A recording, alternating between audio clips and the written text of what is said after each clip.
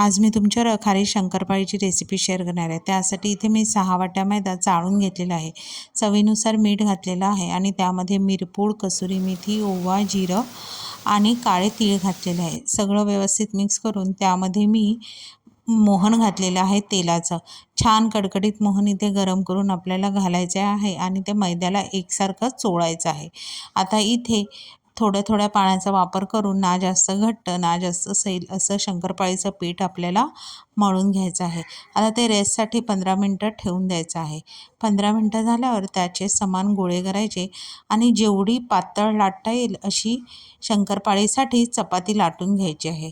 जेवढी तुम्ही शंकरपाळीची चपाती पातळ लाटाल तेवढी शंकरपाळी आपली संपेपर्यंत खुसखुशीत आणि कुरकुरीत राहते। आता इथे आवडतील असे त्रिकोण चौकोन आकाराचे तुम्ही शंकरपाळ्या कट करून घेऊ शकता। आता तेल चांगलं गरम झालेलं आहे। तेल इथे मात्र जास्त कडकडीत गरम करायचं नाही आहे।